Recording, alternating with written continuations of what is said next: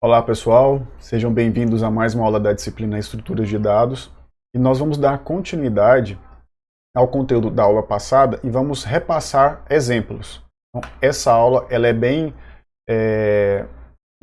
voltada para exemplos, para codificação direta e no final da aula tem a proposta de um exercício e nós vamos construir esse exercício e que ele vai ser expandido nas próximas aulas com a persistência de dados, que são os arquivos. Então hoje nós vamos ver também as variáveis compostas heterogêneas, que são os registros, as structs, só que totalmente em forma de exemplos. Okay? Então, primeiro exemplo, a proposta é a seguinte. Crie um programa que armazene o cadastro de um cliente de um banco mesmo de dinheiro, um banco de finanças, né? Em uma estrutura de registro. Deverá constar na estrutura os campos agência, conta, nome e saldo. Então são 4 campos, conforme o modelo abaixo.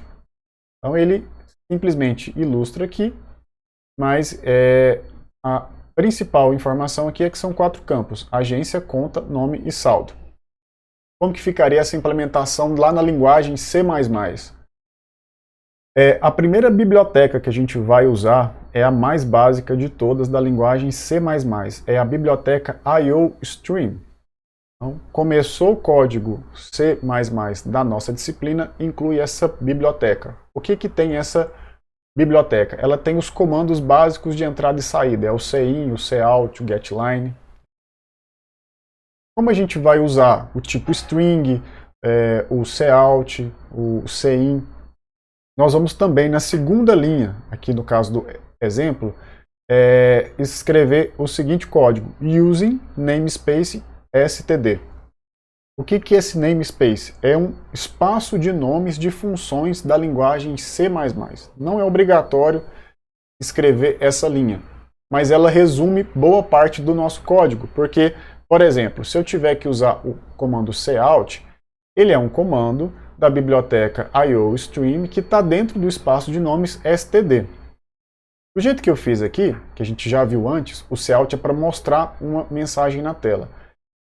Eu não precisei colocar std antes de cout. Se eu não utilizasse esse código da linha 2, eu teria que escrever std na linha 12, tá? std, dois pontos, isso mesmo, dois pontos, cout e aí nome. Então, todas as vezes que eu fosse chamar o cout, por exemplo, eu teria que chamar o std informando que eu quero o cout lá do espaço de nomes standard da linguagem C++. Então, std vem de standard. Então, seguindo, eu crio o meu bloco principal, que é o bloco main, padrão da linguagem de C++, e o retorno dela é um int, né? 0 ou 1 ou 2, enfim. Vai depender da saída do programa, com erro, sem erro. Então, retomando a proposta, nós vamos criar uma struct do tipo cliente com 4 campos. Agência e conta do tipo inteiro, nome é do tipo string e saldo é do tipo float. Beleza, criei a minha struct, agora eu vou declarar uma variável do tipo cliente. Então, para declarar, eu vou usar o comando struct cliente cli. Então, estou criando uma variável cli do tipo cliente. O cout mostra na tela o que ele está pedindo, né? Então, ele está pedindo para digitar o nome e para ler o nome, que é o tipo string, eu vou usar a função getLine. GetLine cin e vou ler o nome, então é dentro de nome.cli. Vou ler a agência. A agência é do tipo inteiro, então não preciso usar o getLine, eu uso o comando cin, que é o comando de entrada. Então, cin cli.agência, continua o código.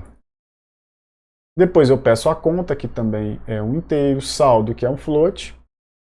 E depois tem essas duas linhas aqui, ó, a 21 e a 22. Se vocês optarem por construir esse código no Linux, vocês vão usar essa linha aqui, ó, a linha 21. Para que serve essa linha 21? Ela tem um cout, ou seja, é um comando de saída da tela, só que ela não escreve nada na tela, porque são códigos aqui. Ó. O que identifica que é um código é esse /E. Então ele executa dois comandos de saída na tela. Esse /E abre colchete 2J maiúsculo, ele serve para limpar a tela. E o segundo, ele posiciona o cursor da tela na linha 0, coluna 0. Ou seja, lá no início. Depois que ele fez isso, ele vai escrever os dados do cliente, agência, nome, saldo, tudo utilizando o comando cout. Então ele recebe os dados, quando você digita por último o saldo aqui em cima, ele limpa a tela, posiciona o cursor lá no canto superior esquerdo do prompt e mostra esses dados aqui. Agora, se você estiver usando um Windows, você não vai usar essa linha aqui. Você vai usar essa de baixo, System, função System, entre parênteses, entre aspas, CLS, de Clear Screen. O Clear Screen ele já limpa a tela e já posiciona o cursor lá na coluna 0 e linha 0, né, lá no início da tela. Se você rodar esse código aqui no Linux, vai rodar tranquilamente, okay? Mesmo com esse System CLS, só que ele não vai funcionar. Se você rodar no Windows, também vai rodar tranquilamente sem erro, só que esse de cima aqui, ele não vai funcionar, mas ele vai rodar em todos os sistemas operacionais sem problema. Então, retomando, ele vai limpar a tela e vai mostrar dados cliente e depois pular uma linha. Olha só, comando endline aqui. Porque se eu dou um cout, o comando de saída, e sempre, pessoal, fiquem atentos à direção dos modificadores de saída aqui.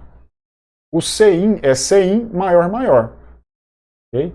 E o cout é menor menor. É contraintuitivo isso, porque o cin é entrada, o cout é saída. Então teria que ser o contrário, né? O cin para a esquerda e o cout para a direita, mas não é. Então se atentem a isso. Então aqui, como eu estou dando um cout, estou mostrando dados do cliente, logo em seguida eu tenho outro cout, eu quero mostrar em uma linha diferente, eu preciso pular a linha. E o comando para pular a linha é esse aqui, ó, endline, end-l. Como é mostrar e pular a linha, são dois comandos diferentes, são duas saídas diferentes do cout, então eu tenho que colocar menor, menor aqui para ele também. Logo em seguida eu mostro agência, né, e coloco menor, menor, cli.agência para concatenar a saída textual com o valor de uma variável na linguagem C++.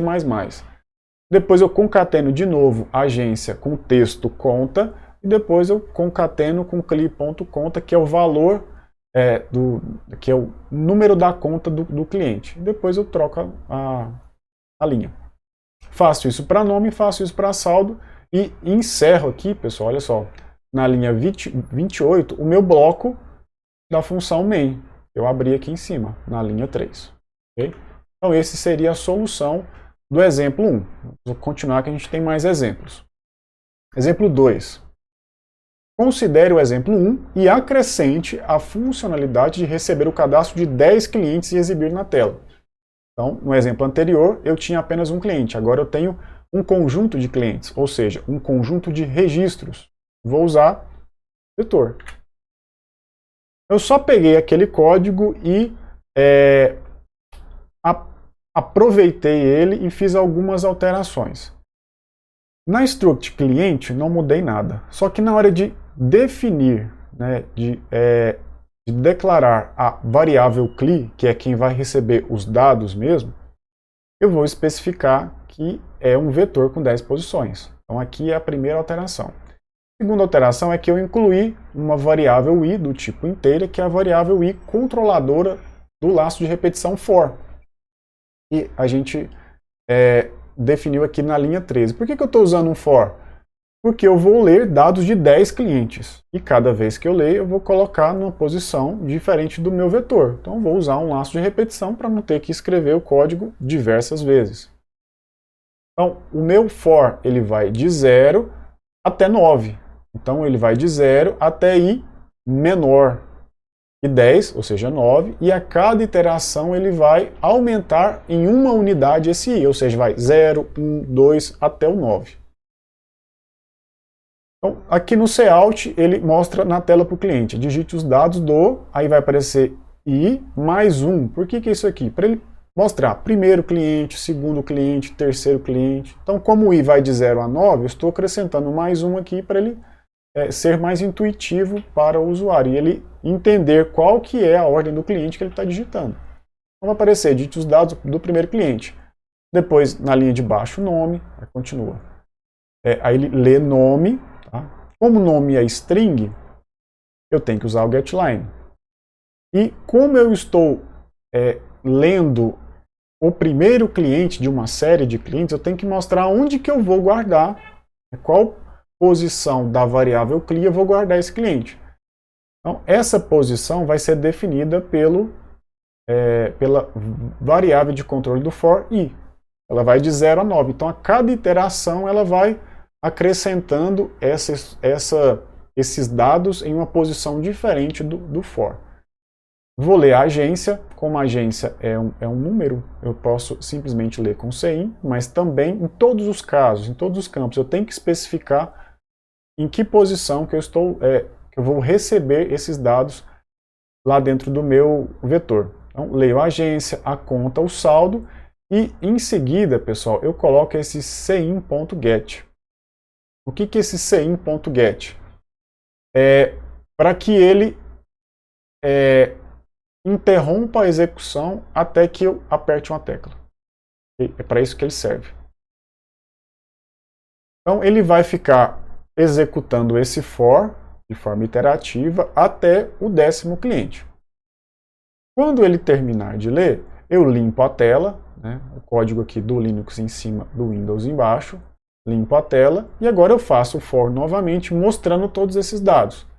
Mostro na tela dados dos clientes, pulo a linha e faço novamente o for, iterando de 0 a 9, vamos continuar, e dou o cout em todas as posições do meu vetor e todos os campos de cada posição. E aqui eu encerro o meu bloco do for e aqui eu encerro o bloco do main. Ok, pessoal? Vamos seguir. Exemplo 3.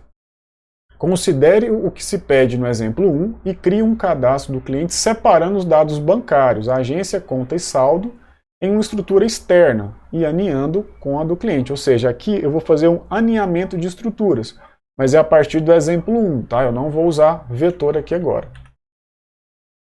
Então, retomei o código anterior e eu separei nome do cliente dos dados bancários dele, agência, conta e saldo. Então, aqui eu criei banco. Então, o banco tem 3 campos, agência, conta e saldo. E tenho também o tipo cliente. O tipo cliente é composto de um campo do tipo string, nome, e da struct banco aninhada. O que eu fiz foi simplesmente declarar os mesmos campos, só que de forma separada, normalizada. E eu declarei a variável CLI. Quando eu declaro a variável CLI, automaticamente ele já cria uma nova variável do tipo cliente, e dentro de cliente eu tenho o tipo banco. Vamos seguindo. Agora eu vou ler os dados do cliente. Pessoal, que é o nome, e os dados bancários. Para ler o nome do cliente, getLine cli.nome. Direto, porque nome faz parte de CLI. Para ler os dados bancários, eu tenho que indicar que é cliente, que é CLI, ponto ban, ponto agência, que no caso de agência. Então, agência, conta e saldo. Porque agência, conta e saldo são campos de uma struct ban da struct CLI. Né? Desculpa, agência, conta e saldo são campos da variável ban. Por que não é struct? Porque ban eu declarei ban. Ban é a variável, não é o tipo. Banco é o tipo. Vou retornar aqui, ó. Banco é o tipo. Ban é o nome da variável. Então, agência, conta e saldo são campos da variável ban, que é uma variável aninhada à variável CLI. Então, li todos esses dados, limpo a tela e depois eu mostro esses dados na tela com cout. Lembrando que nome de CLI direto, e agência, conta e saldo eu preciso fazer referência antes ao banco também, né? É isso. Agora exemplo 4. Considera exemplo 3, cadastra nos dados de 10 clientes. Em seguida, solicite os números da agência, conta e valor do depósito e percorra os registros até encontrar o cadastro do cliente para acrescentar o valor do depósito ao saldo da conta. Ao final, mostre o saldo do cliente atualizado. Então aqui ficou mais complexo. Eu vou pegar o exemplo 3, né, que agora eu já tenho ele normalizado, eu tenho os dados pessoais, né, o dado pessoal do cliente, que é o nome separado dos dados bancários. Vou colocar isso dentro de um vetor com 10 posições, que ele está pedindo aí, né? E depois que eu fizer isso, eu vou pedir a agência e conta e qual valor eu quero depositar. Depois eu percorro todo o cadastro de cliente do vetor. Quando eu encontrar o meu cliente com a agência e a conta que foi informada, eu acrescento o valor de depósito, que o usuário também vai informar, ao saldo da conta dele e mostro na tela. Bom, aqui eu tenho duas structs, banco e cliente, não mudou nada. A única coisa é que na hora de criar, né, de declarar a variável CLI, eu especifiquei que ela é um vetor com 10 posições. Declarei mais 3 variáveis. I, que vai ser a controladora do for, que vai controlar o meu laço de repetição para poder passar por todos os 10 clientes. E agência depósito e conta depósito. Que variáveis são essas? São variáveis que quando eu tiver todos os 10 clientes preenchidos, eu vou pedir para o usuário, e o usuário vai informar essas variáveis, e depois eu vou fazer uma busca no meu cadastro de clientes, lá no vetor. Quando eu achar o cliente com essa conta e essa agência, eu faço um depósito para ele. Depósito que não está declarado aqui porque não é do tipo inteiro, né? Valor, mas está declarado na próxima linha. Valor depósito do tipo float. Eu criei mais 4 variáveis para esse exemplo. Primeira coisa, eu vou preencher o meu cadastro. A gente tem que fazer isso aqui porque a gente não viu como que faz a persistência dos dados. Se a gente tivesse esse banco de dados num arquivo externo, a gente abriria esse banco de dados e percorreria ele para poder fazer esse depósito. Como não temos, a gente precisa fazer esse cadastro. Quando vocês forem implementar, não precisa deixar 10 não, pode colocar 3, 4. Okay? É só tomar o cuidado de, quando declarar aqui, falar assim, não, eu não quero cadastrar 10 clientes para depois testar se está tudo funcionando. Coloca 2 aqui, 3. Né? E 3 é uma quantidade boa, né? Então, CLI com 3 posições. E também não esqueça de alterar aqui no for que o seu I vai de 0 até 2, ou seja, 0, 1, 2. Então, I menor do que 3. Troca o 10 por 3. Assim você vai conseguir fazer diversos testes sem precisar cadastrar 10.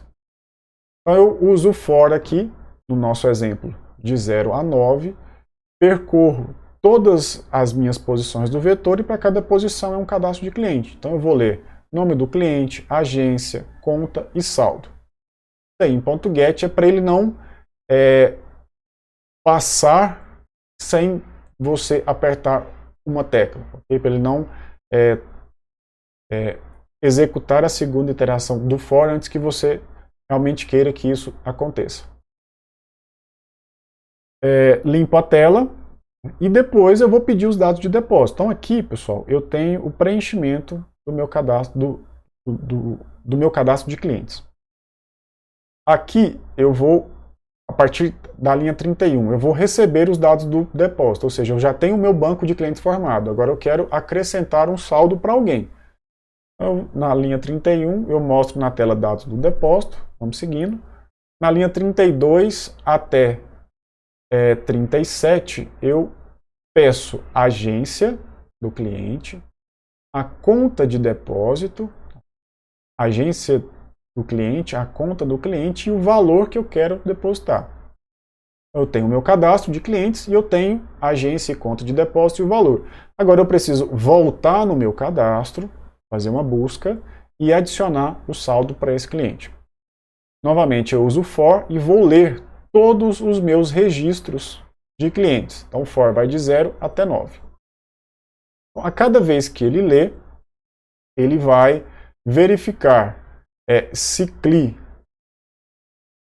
na posição 0, por exemplo, né? É a primeira execução. Cliente na posição 0, ponto banco, ban, ponto agência, foi igual à agência que eu quero depositar. E, tá? Obrigatoriamente tem que ser igual. E cliente na posição, CLI na posição 0, ponto ban, ponto conta, foi igual à conta de depósito, ou seja, se o primeiro cliente tiver agência e conta igual ao que eu quero depositar, né, vai dar true, verdadeiro. Então, tanto agência quanto conta é verdadeiro. Se não, se algum desses dois aqui for diferente, ou os dois, ele pula para o próximo. Ele vai para o 1, vai para o 2, vai para o 3, até o cliente na posição 9, né, que é o 10º cliente. Mas supondo que ele achou o cliente lá na posição 4. Então, CLI na posição 4, ponto ban, ponto agência, é igual à agência do depósito.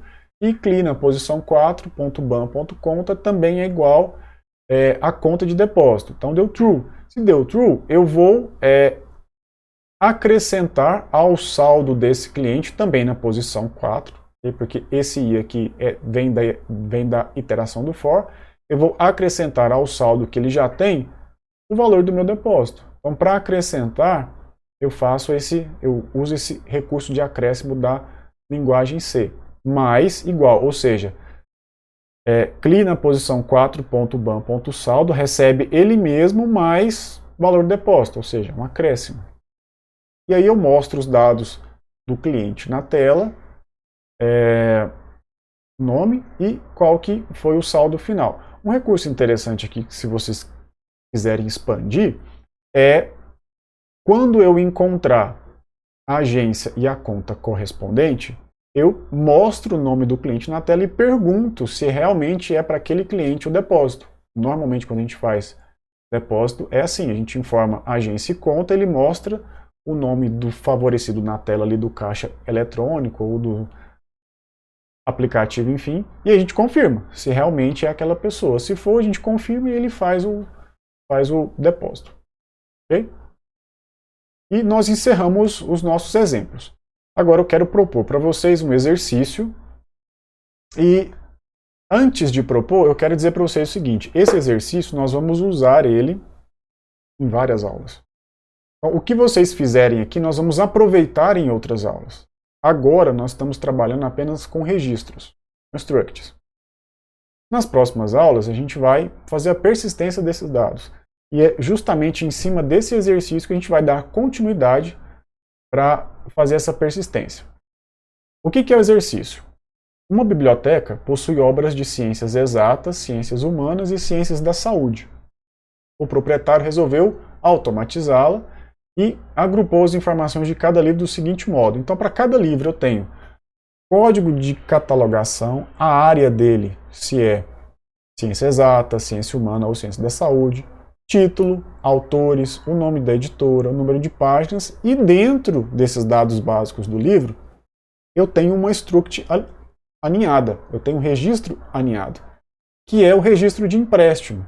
Data do empréstimo, data de devolução e quem foi o usuário que pegou esse livro emprestado. Qual que é a proposta? Construa um programa que defina essas estruturas de registros aninhadas e, vamos às funções. Primeira, crie um menu com as seguintes opções. Cadastro, empréstimo, devolução, consulta de livros, livros disponíveis e sair.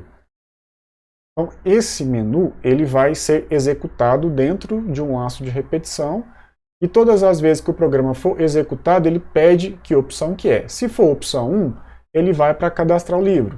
Se o usuário escolher 2, ele abre para fazer o empréstimo de um livro. Se for opção 3, a devolução, e assim sucessivamente. Se for opção 6, ele encerra o programa. Então ele vai ficar executando e pedindo essas opções na tela o tempo todo. Próxima função, na opção cadastro, ou seja, quando o cliente escolher a opção 1 lá do menu, ele limpa a tela, ok? Lembra lá dos comandos para limpar a tela no Windows e no Linux. Ele limpa a tela e recebe todas as informações de todas as obras. Quantas obras são essas? Sei lá, cria um cadastro aí com 5 livros, ok? Não precisa ser mais do que isso. Então você vai criar um registro, um conjunto de registro com 5 posições, um vetor. Então você vai cadastrar 5 livros na opção 1. Na opção 2, que é a opção empréstimo, você vai receber a data do empréstimo, tá? A data de devolução e o nome do usuário. Ou seja, você vai emprestar um livro. Você vai escolher que livro que é e vai receber a data do empréstimo, a data que ele tem que devolver e o nome do usuário. Ele limpa a tela e mostra lá, empréstimo. Você vai informar os dados de empréstimo. Na opção devolução, o que eu vou fazer? Eu vou lá no meu registro do livro, nos campos empréstimo, eu vou limpar esses campos, eu vou zerar. Então eu sei que um livro está emprestado quando eu tenho a struct empréstimo preenchida. Se ela estiver vazia, quer dizer que o livro está disponível. Então esse vai ser o critério. Na opção consulta livro, receba o código do livro e mostre os dados do livro. Então eu tenho 5 livros cadastrados. Eu vou consultar o livro, ele pergunta que código que é do livro, eu digito o código e ele mostra na tela. Depois ele mostra o menu de novo. Mas tem que dar a opção de ler. Então eu tenho que usar o sein.get lá para ele segurar até que eu aperte uma tecla e ele vá para a próxima tela, que é a tela do menu, né, que fica iterativamente sendo executado. Na opção livros disponíveis, eu vou mostrar todos os livros que eu tenho no meu vetor. Na opção de consulta, é só um, que eu informo o código. Na opção de livros disponíveis, são todos eles. E a execução do programa deve ser repetida até eu digitar a opção 6. Então essa é a proposta do exercício. Eu já disponibilizei uma sugestão de código para vocês. Não é para vocês copiarem, mas para vocês relembrarem, né, como que a gente faz isso na linguagem C++, e também para auxiliarem vocês. Mas fiquem à vontade de expandir as funções, de melhorar o código. Okay? Então por hoje é só. Façam esse exercício e lembrando, esse exercício nós vamos utilizar nas próximas aulas e vamos trabalhar a persistência dessas structs em arquivos externos. Até lá! Saiba mais sobre o Instituto Federal Goiano. Acesse ifgoiano.edu.br e nos procure também nas redes sociais. Instituto Federal Goiano. A educação te transforma, você transforma o mundo.